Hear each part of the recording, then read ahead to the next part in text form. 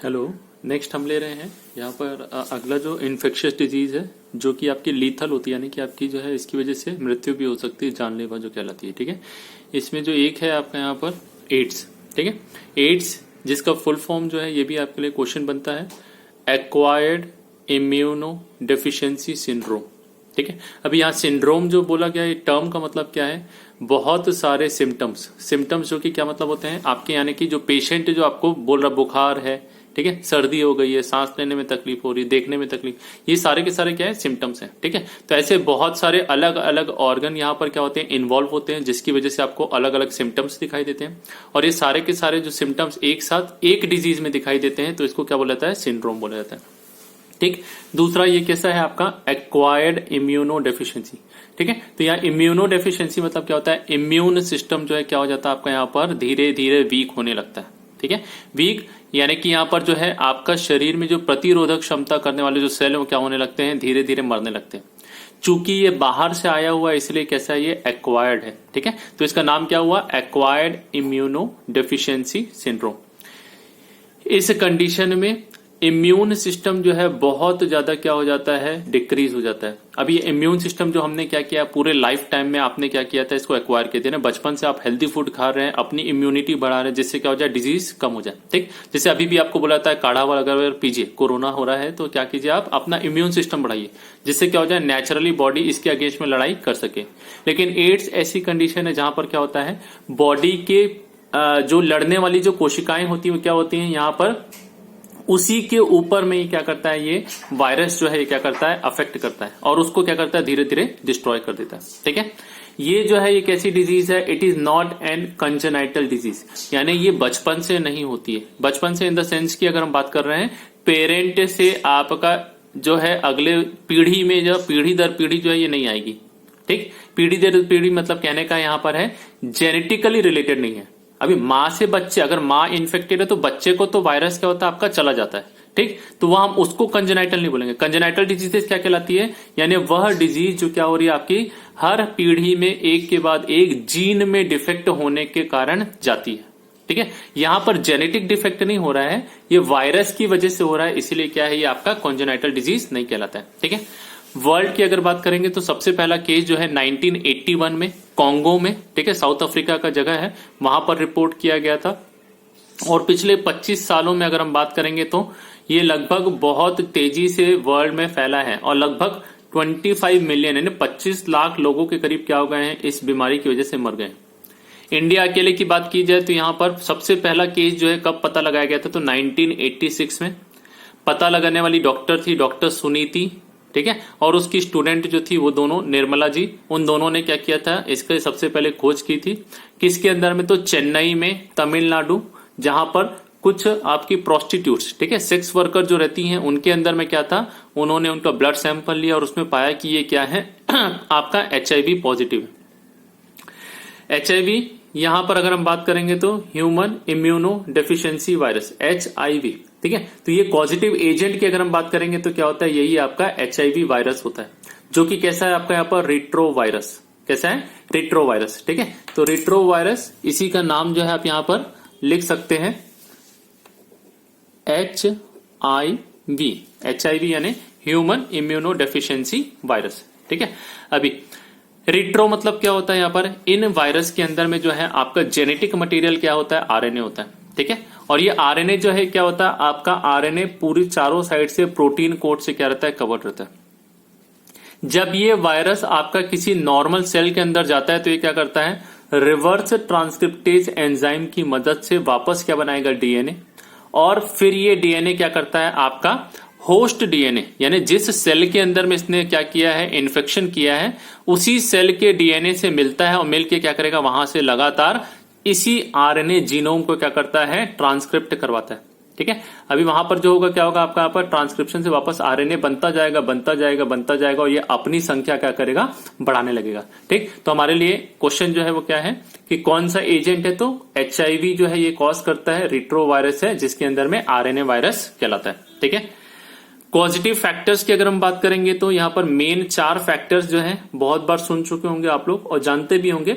Main सबसे पहला है जिसमें आपका सेक्सुअल कांटेक्ट की बात करेंगे। सेक्सुअल कांटेक्ट वो भी किसके साथ में, इन्फेक्टेड। नॉर्मली सेक्सुअल कांटेक्ट होगा तो आप पे स्प्रेड नहीं होता, ठीक है, लेकिन कंटिन्यूअसली क्या हो रहा है यहाँ पर, आप इन्फेक्टेड पर्सन के साथ, यानी इन्फेक्टेड पर्सन जिसके साथ भी कांटेक्ट बनाएगा तो वहां पर क्या होता है, ये वायरस जो है क्या होता है उनके बॉडी के अंदर में। अभी यहां पर ध्यान रखेंगे अनप्रोटेक्टेड सेक्सुअल कांटेक्ट की बात कर रहे हैं। विथ प्रोटेक्शन लेंगे तो वायरस के कांटेक्ट होने के चांसेस मिनिमल रहेंगे। अब वायरस जाएगा ही नहीं दूसरी बॉडी के अंदर में तो वहां पर क्या होगा, आपका HIV होने के चांसेस कम रहते हैं। तो इसीलिए क्या बोलाता है, जब भी सेक्सुअल प्रैक्टिस करे तो क्या करना है, आपको कॉन्डम्स वगैरह इन सब चीजों को यूज करना चाहिए, ठीक। दूसरा जो है आपका पॉजिटिव फैक्टर के अंदर में आता है ट्रांसफ्यूजन, ठीक है। मोस्टली जो है किसमें, जहां पर ब्लड की कमी होती है, कुछ लोगों के अंदर में ब्लड कैंसर है तो उनके अंदर क्या करते हैं, आप बार बार ब्लड को क्या करते हैं, चढ़ाते हैं, ठीक है। तो कंटिन्यूअसली इंट्रावीनस इंजेक्शन लगने के कारण भी क्या होता है, आपका यहाँ पर ब्लड या ब्लड प्रोडक्ट का ट्रांसफ्यूजन करते हैं तो उनमें भी HIV होने के चांसेस बढ़ जाते हैं, ठीक है। तीसरा है इन्फेक्टेड नीडल्स। अभी इन्फेक्टेड नीडल किसमें होगा, तो मोस्टली ये जो रहते हैं जो आपका ड्रग्स लेते हैं, ठीक है। जहां हीरोइन वगैरह की बात कर रहे हैं तो हीरोइन नाचने गाने वाली नहीं, जो ड्रग्स के रूप में लिया जाता है, ठीक है, नशा करने वाला जो रहता है।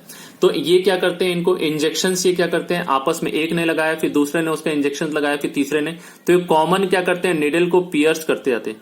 अभी इतना सारा ब्लड कांटेक्ट होता है एक दूसरे का, तो जिसके कारण क्या होता है, निडल HIV इन्फेक्टेड होती है और ये फिर बाद में एक को अगर इन्फेक्शन हुआ तो बाकी ये क्या करेगी, जिसमें जिसमें भी ये ब्लड कॉन्टेक्ट होगा, ठीक है, क्योंकि ये HIV वायरस किससे फैलता है, फ्लूइड से ही फैलता है, म्यूकस या फिर आपका जो रहेगा बॉडी फ्लूइड जो रहता है उससे फैलता है, ठीक है। लास्ट पार्ट आपका यहाँ पर पॉजिटिव फैक्टर में मदर, ठीक है। यदि आपकी इन्फेक्टेड मदर है तो इसमें प्लासेंटा के थ्रू क्रॉस करके क्या होता है, ये आपका होने वाले बच्चे को भी इन्फेक्ट कर देता है, ठीक है। तो याद रखना ये वायरस क्या करता है, प्लासेंटा को क्रॉस कर सकता है। प्लेसेंटा जो कि क्या है, आपका मदर को फीटस से जोड़ने वाली आपकी जो नाल बोलते हैं ना आप लोग, वही जो होता है वो क्या कहलाता है आपका यहाँ पर प्लेसेंटा, ठीक है। तो इस प्लेसेंटा के थ्रू भी क्या करता है, वायरस क्रॉस करेगा तो बच्चा भी इसके कारण क्या हो जाता है, इन्फेक्टेड हो जाता है। नेक्स्ट आपका आता है रिस्क फैक्टर की। अगर बात करते हैं कि किनको किनको रिस्क है, तो यानी कि वह व्यक्ति जो क्या कर रहा है, बहुत ज्यादा सेक्सुअल पार्टनर्स रखा है, ठीक है, तो वो क्या करेंगे, उनके अंदर में रिस्क फैक्टर हो जाएगा। दूसरा, जो ड्रग्स लेते हैं यानी कि बार बार इंजेक्शन लगा रहे हैं, उनके एडिक्ट हैं, तो उन लोगों के अंदर में भी क्या है, चांसेस कि यहाँ पर इनको HIV हो जाएंगे। वह व्यक्ति जिनके अंदर बार बार क्या हो रहा है, ब्लड देने की जरूरत या ब्लड ट्रांसफ्यूजन हो रहा है, वो व्यक्ति भी क्या है, HIV पॉजिटिव होने के चांसेस होते हैं। लास्ट, अगर HIV इन्फेक्टेड मदर है तो बच्चे को भी होने के चांसेस यहाँ पर रहेंगे, ठीक है। अभी आप बोले प्लासेंटा क्रॉस करता है, तो हाँ भाई, बच्चे को कई बार केसेस में क्या आप दवाई वगैरह दे के क्या कर सकते हैं, बचा सकते हैं, ठीक है। तो यहां पर क्या है, आपका रिस्क फैक्टर जो है यहां पर इनको माना जाता है, ठीक है।